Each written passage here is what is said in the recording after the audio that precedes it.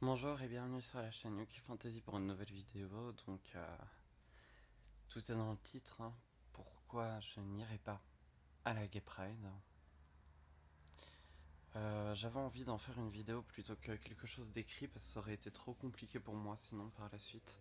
J'aurais vraiment fait un roman ou quelque chose de très très long, donc je me suis dit que j'allais en faire une vidéo simplement face à face avec vous. Oui, par exemple, vous pouvez voir que je porte les plugs que j'ai achetés sur Crazy Factory, qui sont des couleurs gays, de la paix et tout ce qu'on veut, mais pourquoi je n'irai pas à la Gay Pride? Eh bien, en premier lieu, pourquoi? Parce que je trouve que, comme l'a si bien dit Xavier Dolan, le réalisateur de Mommy et d'autres films et de courts-métrages magnifiques, une communauté gay en 2015 ne devrait plus avoir lieu d'être, dans le sens où pourquoi encore on dit communauté alors qu'on est gay? Pourquoi on devrait être stratégiquement déjà sous un nom, une communauté? Je crois que la communauté de la Terre, c'est les humains, donc nous, tout le monde. Il n'y a pas besoin de préciser communauté gay ou pas.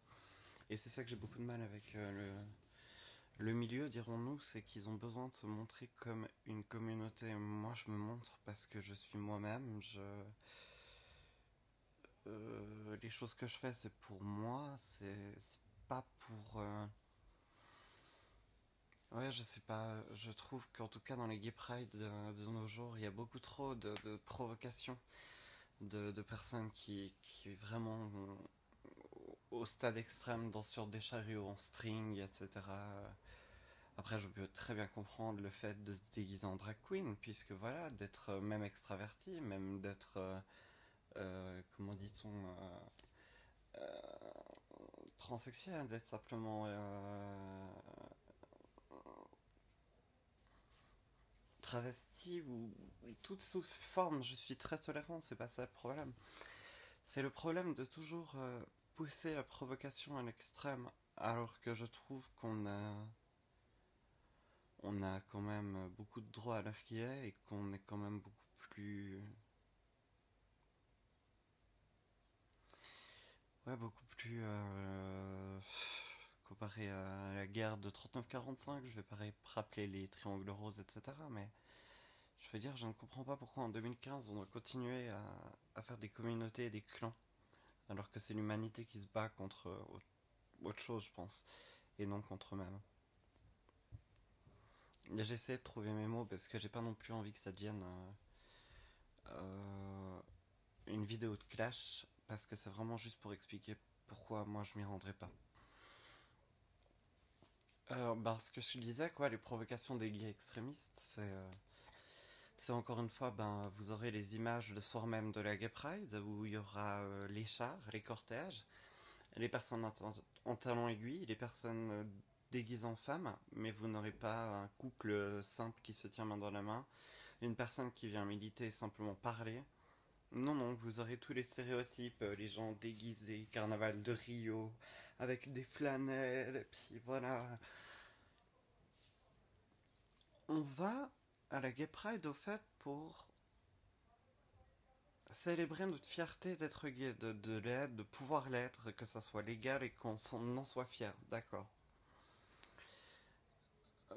Je peux comprendre qu'on ait envie de se montrer, mais il y a différentes méthodes de se montrer. De se montrer, si les hétéros auraient la hétéro pride, je pense qu'ils seraient même plus extrémistes que nous et ça ferait encore plus peur. Donc pourquoi faire autant d'extrêmes alors qu'on pourrait leur montrer au contraire qu'on ne joue pas dans leur propre jeu et qu'au contraire on est fier de ce qu'on est, sans avoir besoin de 30 000 frivolitures.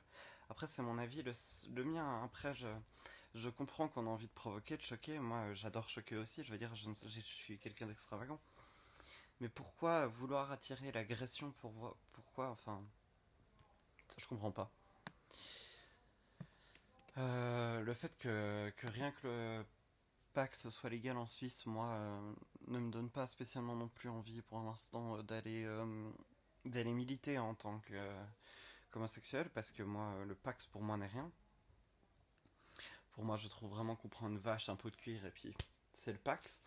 puisqu'en France, en plus, au départ, le pacte s'était créé pour les homosexuels pour pouvoir mettre ensemble deux personnes de même sexe et non des hétéros. Et pourtant, en France, le Pax a été autorisé à tous les hétéros qui le demandaient. Pendant qu'il était autorisé aux gays et aux lesbiennes, il était aussi autorisé aux hétéros. Alors que je vois pas pourquoi deux personnes hétéros se paxeraient. Alors que nous n'avions pas le droit de se marier encore à cette époque-là. Encore une connerie de plus, hein, mais ma foi, nous on est en Suisse, le mariage n'existe pas, l'adoption n'existe pas, on est en train de parler progressivement de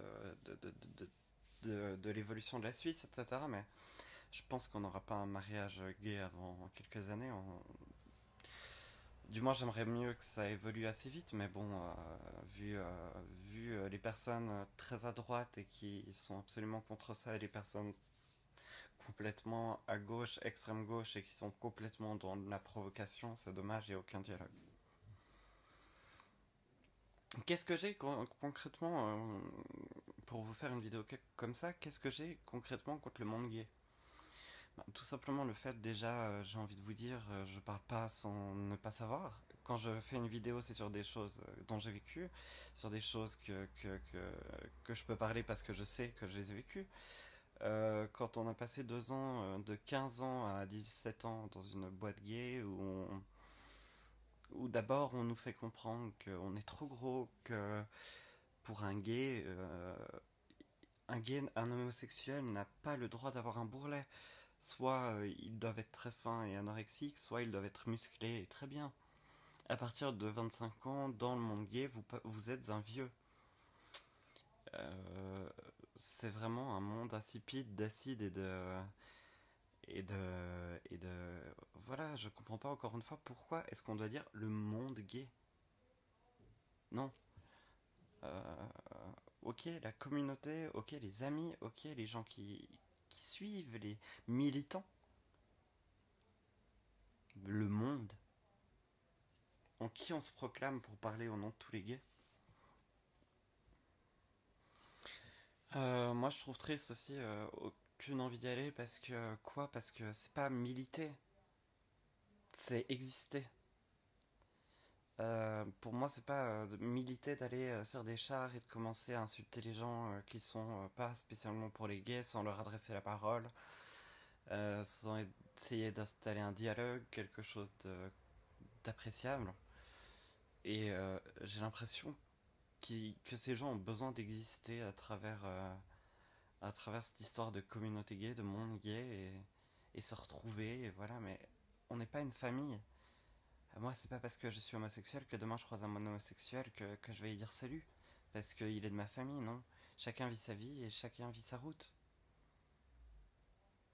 On est d'accord quand même, ça je le comprends, bien sûr, une minorité, mais pourquoi autant la, la faire encore plus petite, cette minorité? Alors que tout simplement, elle pourrait s'agrandir en ayant des amis, les gens qui comprennent, les gens qui ont envie d'en parler, les gens qui ont envie d'apprendre. Je trouve ça absolument trop fermé. Je trouve vraiment que la Gay Pride est devenue un extrémiste du monde gay. Un extrémisme de voilà. Pour vous dire à quel point les gens peuvent être cons, moi j'ai reçu des menaces, hein, tout simplement parce qu'en plus je ne suis jamais à l'aise à une Gay Pride. Je me suis beaucoup informé sur la chose, j'ai demandé à des gens qui étaient allés, je me suis pas lancé dans le vide, hein, n'est-ce pas, dans cette vidéo. Mais moi, personnellement, en mon nom, et ne vous inquiétez pas, ça me fait pas peur, mais j'ai pris des menaces sur des sites homosexuels, sur des choses du genre. Je me suis pris des menaces comme quoi on me retrouverait en date du 13. Mais ce que vous comprenez pas, je pense, c'est que après une agression et après ce que j'ai vécu, si des gens peuvent voir mes vidéos, vous devriez comprendre pourtant que je suis une personne qui va vous mettre derrière les barreaux, qui va pousser à la, si j'entends plaider dans la rue à mon encontre, moi je vais porter plainte. Si j'entends des menaces à mon encontre dans la rue, je vais porter plainte. C'est pour ça d'ailleurs que les menaces ont été proférées sur des sites où il n'y avait pas le nom, pas de photo, et que j'ai pas pu découvrir l'identité de la personne qui, encore une fois, ne portait ni ses couilles ni ses ovaires. Je m'excuse. Et pour le coup, eh ben, tout simplement, je crois qu'on va fêter la Gay Pride avec ma cousine et un de mes meilleurs amis. Je vais prendre des vidéos parce que vous êtes de plus en plus d'abonnés, de plus en plus de personnes à regarder mes vidéos et ça me fait quand même vraiment plaisir.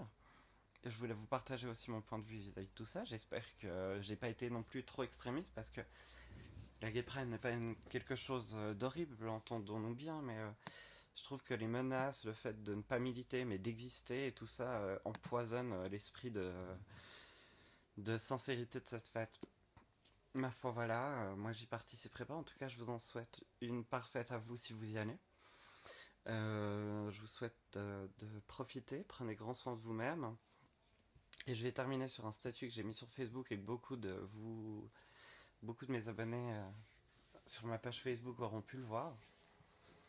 Donc c'était un soir où je philosophais seul et j'ai écrit un petit texte où simplement j'ai écrit le vrai bonheur est simplement basé sur le fait de vouloir une chose inaccessible. Donc en suivant le raisonnement, ne jamais l'atteindre. Donc arrêtez tout, là maintenant, tout ce que vous faites. Et dites-vous simplement qu'en lisant ces 4 malheureuses lignes politiquement incorrectes, qu'à ce moment précis de cette ligne, ce mot, et toute cette connaissance autour de nous, nous sommes heureux.